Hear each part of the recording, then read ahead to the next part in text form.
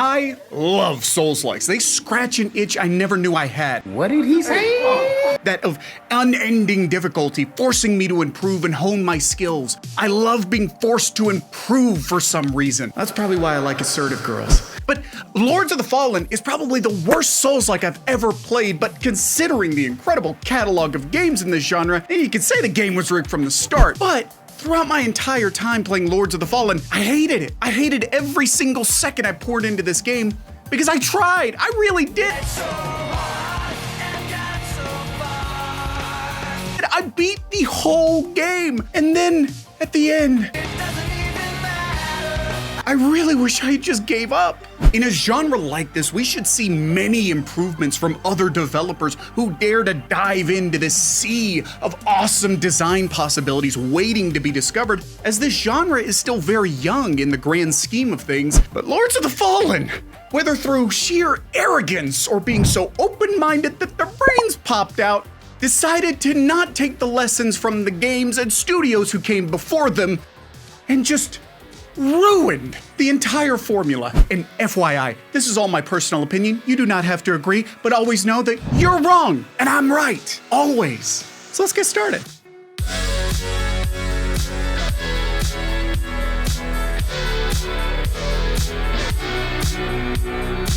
Tripping out of the starting gate with a game like this in the Souls-like genre is unacceptable. And sadly for Hexworks, the team behind this game, this is what happened. Souls-likes demand more or less perfection from you and constant improvement. However, when frame rates drop and performance are one of the main issues that you're fighting in a Souls-like, your game's just not gonna succeed.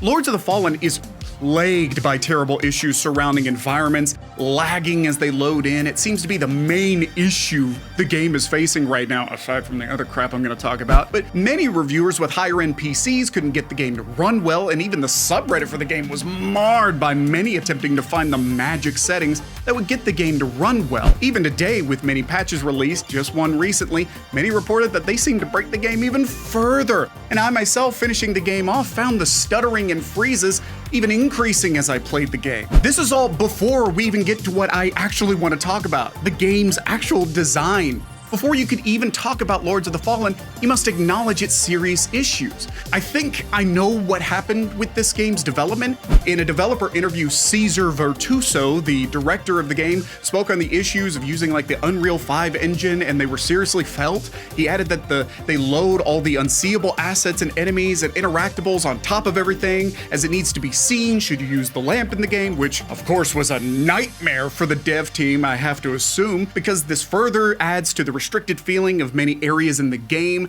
Tight tunnel-like areas have very little room to move and maneuver, but let's make sure we don't feel bad for the director Cesar because the Umbral lamp and its mechanics didn't need to be here.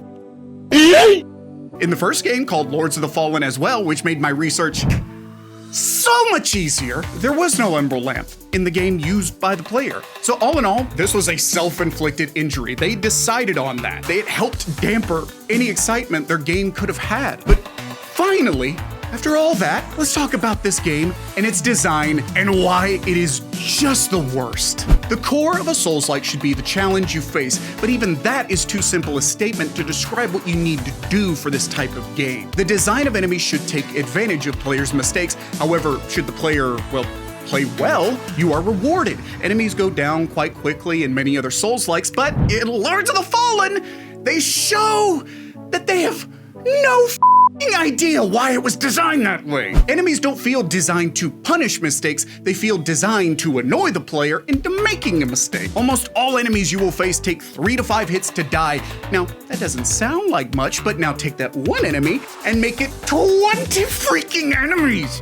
Each of them needing you to focus them down, constantly draining your stamina and mana. Enemies, no matter if they're simple melee dudes or elite enemies, all feel similar in this design. When an enemy starts an attack, you better just stop now because the game is going to punish you for assuming this is like Dark Souls. You are forced to slow down combat every time instead of pushing your advantage. The game simply decides to slow you down and take away any power or satisfaction you feel in your victory. And those attacks that are unstoppable will cleave your health no matter if you're Mr. Billy Big Sword or Mr. Mage Man. Especially if you're Mr. Mage Man. You will feel as if you are being one or two shot, consistently forcing you to further slow down fights, making every single encounter feel as tedious as it sounds. The combat feels sluggish and slow, and forcing a playstyle on you that is designed to give the enemies a chance against you. Now, you could say that is the unfairness that most Souls games go for. Sure, but I would argue against this. The unfairness of Elden Ring comes from the bosses and lower enemies having abilities that are unique and present, and out of the norm challenge usually when you face them in their area. This can be the difference between fighting Radagon in Elden Ring than fighting the Elder Beast. Each present unique challenges and are unfair to you in their own way because that's how the boss or enemy fights. It's their tactics, but even you are then encouraged to use your tactics to be unfair to the enemy as well. Mages stay at a distance, nimble fighters maneuver around. That's how you fight. It's your tactics. But in Lords of the Fallen, you are told to stop. Stop right there. Do not use your unfairness because we cannot design our enemies well enough. But the player eventually can get to a point where they are strong-ish. So how do you heighten the difficulty again to keep pace with the player? Well, Elden Ring would present a new group of enemies for you to face with unique abilities. In Lords of the Fallen, it's pushing you off cliffs. When you're unable to design more enemies and make them unique, and you fight them over and over and over again, they gotta kill you somehow, right? Annoying is the word of the day. Lords of the Fallen is annoying, not difficult. Progression feels incredibly slow, with even going up a few levels feeling like it made very little difference, slowing you down even further. When you die, you must make your way back through large areas again. But don't you dare just run past the enemies. You have to fight them all over again. Instead of set bonfires, you must have seeds that create a temporary single bonfire. And if you forgot to grab a seed, well, then tough luck, bud. Teleport back to base and go through the area again. And ambushes are constantly used in the most annoying way possible. Look around every corner. Someone is there to push you over a cliff or get a free massive hit on you. Heck, even boss fights are just out in the open with no indication that a boss fight is coming. The saddest part about Lords of the Fallen is that we solved all these issues already, but for some reason this team decided that they knew better? Elden Ring giving you checkpoints so you don't have to do an area again, and just make a fog gate before a boss fight. How do you miss these things? For some reason, Hexworks thought that they could carve their own path on this front, and in doing so, they broke one of the biggest rules of this genre's design philosophy, and it successfully ruins this game. I brought up everything previous to this to highlight this point. When you design a Souls-like, you are required, you are obliged to even. You must. It's the law. To design the game around your bosses. Why is that one point so important? Because the bosses are the thing that keeps you immersed in the challenge of the game. Many Dark Souls players can recall being able to steam through areas. Many of these pitiful enemies are no match for me. I'm so freaking strong now. But then you hit the boss. We all have that one boss that gave us a ton of issues. I personally remember the Red Wolf boss in the mage school thing from Elden Ring. It did this to me especially. I mopped the floor with everyone in that magic school, but this boss constantly kept killing me. And after what it felt like an eternity, I finally beat him through sheer skill and willpower with no help from the summons, I swear. Please don't look into it. But within this story is an important part of the design for these games. Beat area with relatively hard enemies and encounters, face a boss you cannot beat easily, finally overcome this challenge, and move on looking forward to the next.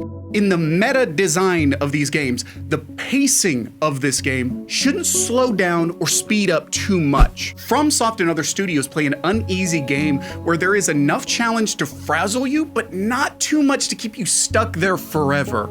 It's imperative that the bosses in these games are the measuring stick. They on one hand help train the player more for further challenges, but also provide the satisfaction that comes with beating these games' hardest challenges.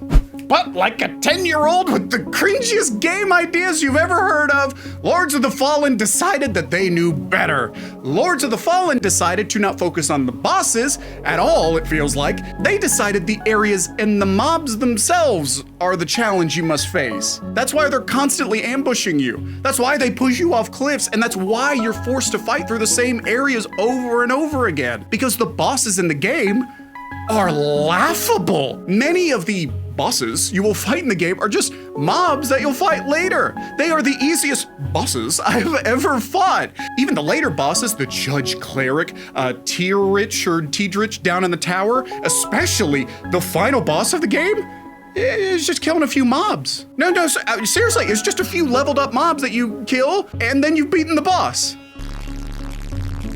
What the fuck? Lords of the Fallen ruins the essential point of a Souls-like. The speed of the progress you make is too fast, leading to mobs needing to annoy and slow you down. This one point helps answer why this game is a terrible Souls-like and a bad game overall, in my opinion. When you make a Souls-like gameplay-wise, you need to be almost masters of your craft here. Your bosses need extreme fine-tuning to help the pace of your game. Even the areas you create must be given special attention to ensure this game's challenging, but not annoying. And sadly, that annoyance infects everything, including the half-baked, ambiguous story, but this is where you could have innovated, actually, but it's Lords of the Fallen. They didn't do that.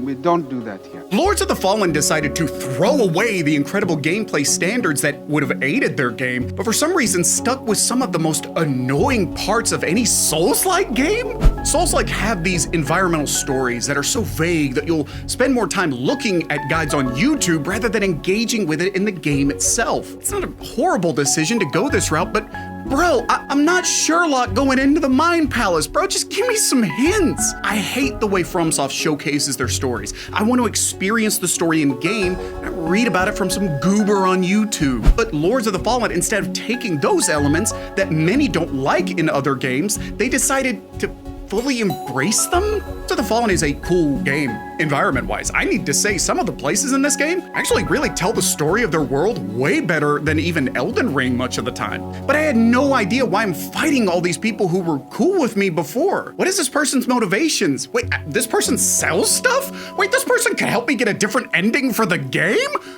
Why is this all hidden from me? The quests for some of these people in Skyrest are so hidden and the things to complete them so vague that I would have to play the game over and over and over again if I want to do everything without a guide for the game. Lords of the Fallen had a chance to help the genre along and make the story of this game more upfront. Now, they have some memory things that you can hear a short conversation that happened in the past, but many of them have nothing to do with what I'm doing, so you don't really need them. And the ones that are relevant are still too vague to give me enough to go on most of the time. But if the gameplay had been good, would I have cared? Probably not.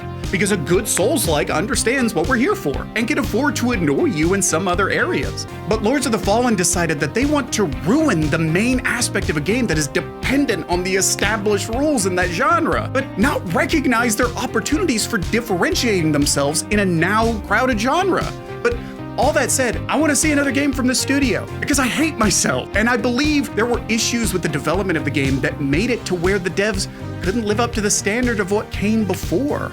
Lords of the Fallen has things I like about it. The lamp world is cool. The lamp mechanics on the whole are pretty awesome, actually. The amount of depth to areas that are cramped is upped because they can now add areas in another alien world. And the general feeling of the world is one I wanted to know more about. The cast of characters was interesting at the start and then pissed me off as I went on. But Lords of the Fallen, I think, still shows a talent to create an interesting world. These devs may not have been given the chance to shine further. The game was supposed to be Lords of the Fallen 2. Back in 2014, and that it would be released in 2017. A different dev team, Deck 13, was tapped to make it. However, the publisher CI Games had a bad launch sale-wise for their game Sniper Ghost Warrior 3. This caused the Deck 13 team to be downsized badly and restart totally from scratch. Oh, and then also a new team, Defiant Studios, took over in 2018. But then if the history of this game couldn't get worse, CI Games terminated their contract with Defiant Studios the next year in 2019 due to the game's progress being inadequate, in the publisher's words. CI Games themselves then founded an entire new studio, Hexworks, in 2020 to make the game. But remember, this game we have now is still not supposed to be the game we were supposed to get. Hexworks still planned a sequel called Lords of the Fallen: The Dark Crusade, except this name for the game would be dropped to reflect this new reboot status of the game for the series itself. But after this story, I felt bad for the dev team behind this game. It seems like they had to go through a lot to actually get this game done, but then the director, Cesar, started talking massive amounts of about how good their game's gonna be. He wanted Lords of the Fallen to be Elden Ring. Their ambition knew no bounds. Cesar, the director, was starting to think his didn't stink, bro. Vertuso said the studio set to be the second reference after From Software for the Soulsborne genre by making Dark Souls 4.5. So even after all the sympathy I had for Cesar and his team, I don't feel bad for them. Lords of the Fallen sadly was a game that seemed to try to coast off of hype culture and make a big bunch of money off of it. Cesar Vertuso seems to have slightly overpromised and underdelivered, but that feels like it was by design with the amount of shit that just flowed from his mouth. But even with that lack of sympathy, I want to see another game.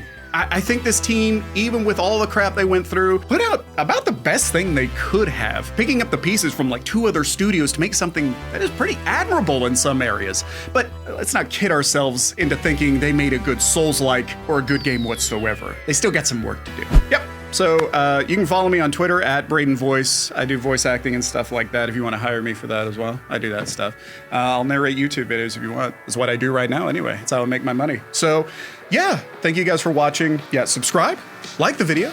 Nobody cares if you even dislike it. YouTube, you know, I sweat a lot on camera. You can make fun of me for that.